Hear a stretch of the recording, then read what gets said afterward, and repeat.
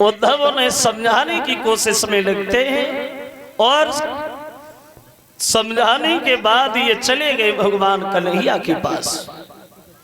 कन्हैया से जाके मिले तो उद्धव ने एक बात कही, श्याम सुंदर तुम्हारे बिना वृंदावन का हाल बड़ा बुरा है, हो सके तो किसी दिन वृंदावन के लोगों को दर्शन देने जरूर चले जाना।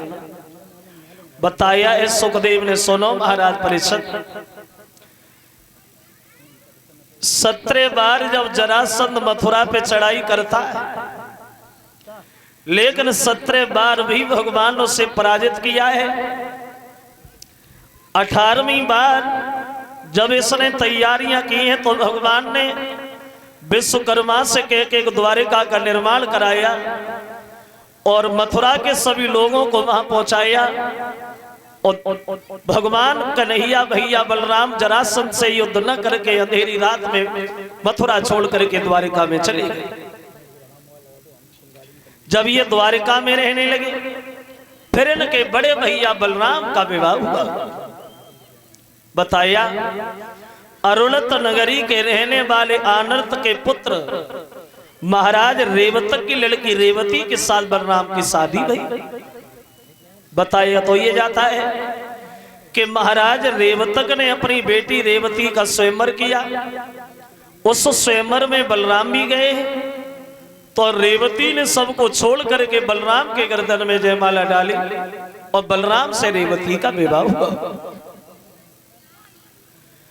लेकिन एक विद्वान ये बता रहा है कि बलराम का विवाह रेवती से तो हुआ, मगर ऐसे नहीं हुआ।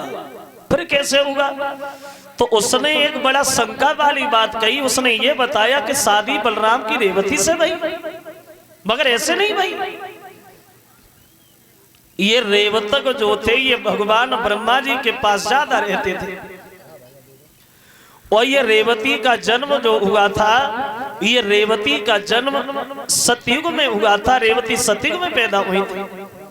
लेकिन अब इसमें शंका वाली बात यह है कि रेवती जब सतयुग में पैदा हुई थी तो बलराम तो आए थे एक द्वापर में। वो इसमें 1-2 वर्ष नहीं बल्कि लाखों वर्षों का अंतर है। तो रेवती का विवाह बलराम से कैसे होगा? लेकिन वो विद्वान ये कहता है कि बात यही सही है। रेवती जो सतयुग में पैदा हुई और ये सतयुग में ही जवान हो गई। सतयुग बीत गया, त्रेता निकल गया, द्वापर आ गया, लेकिन रेवती का विवाह नहीं हुआ। देखो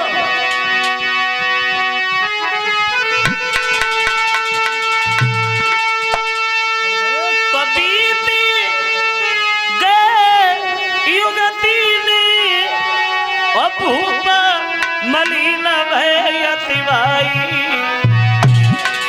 तोल एक साथ की हुई गई रे बाबिया की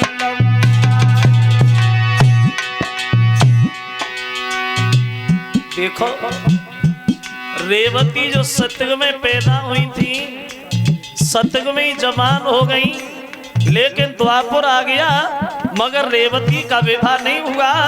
तब तक रेवती की लंबाई जो थी वो 21 हाथ ऊंची हो गई। रेवती 21 हाथ ऊंची।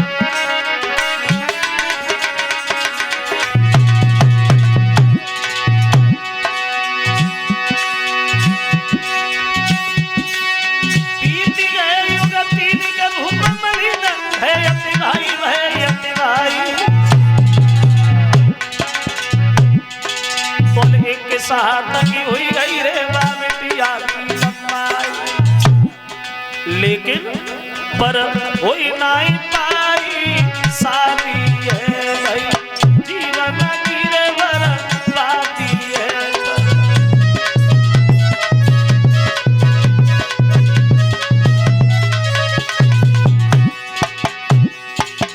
नहीं बन पाई बसे जाती है ना मिल पाई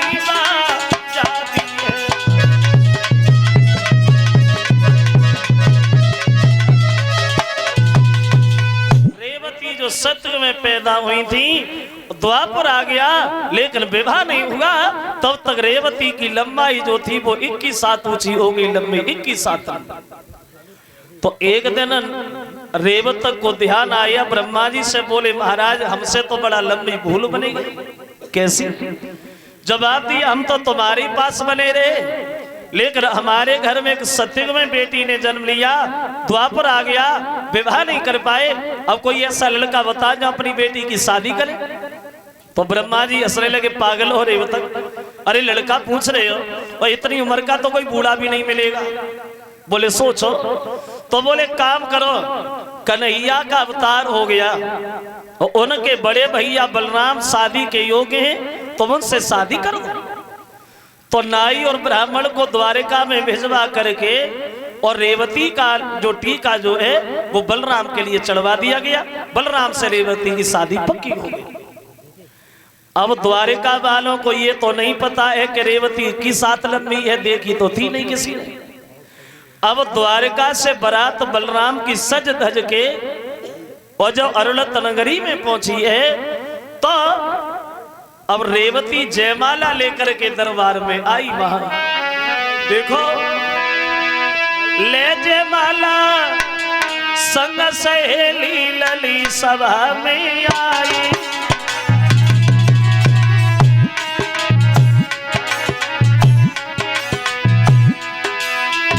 दूरी दूरी से गिरधारी ने देखी जब लंबाई।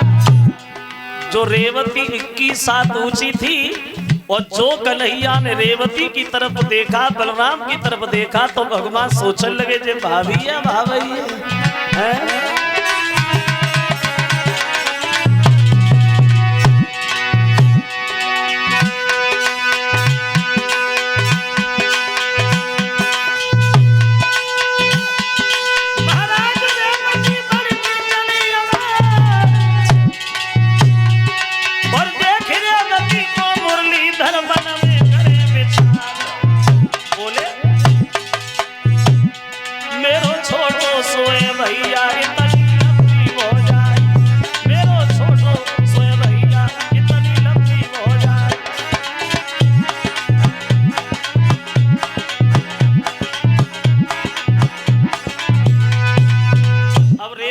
देख के कन्हैया मन में सोच रहे हैं जे भाभी या भाभी है।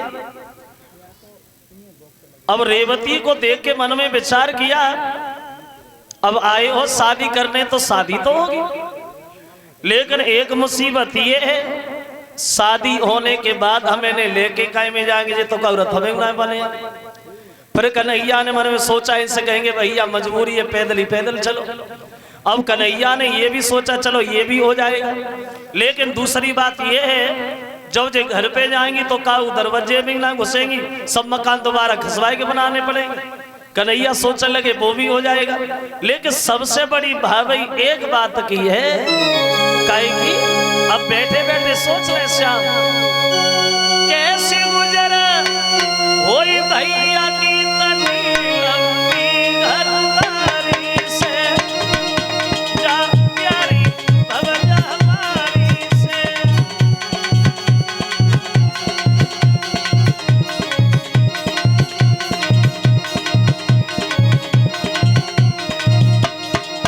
अब सोच रहे श्याम मेरो भैया लागे मारो है, राजा ने कहा बिचारो है, इतनी दिलना भाई सगाई लंबी भाई मातारी से, जा प्यारी भवजा हमारी से।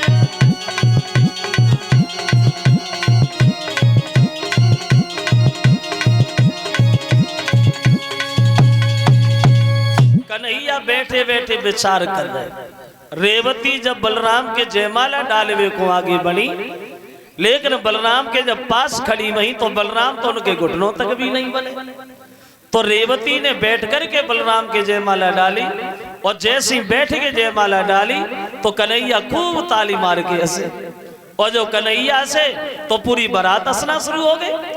तो नारद कन्हैया पे दौड़ पड़े, पागल हो श्याम, अरे जब तुम ही हंस रहे तो लोग तो वैसे भी हंसेंगे। तो कन्हैया बोले बाबा नारद आप खुद ही देखो, कहाँ भाभी हो कहाँ भैया।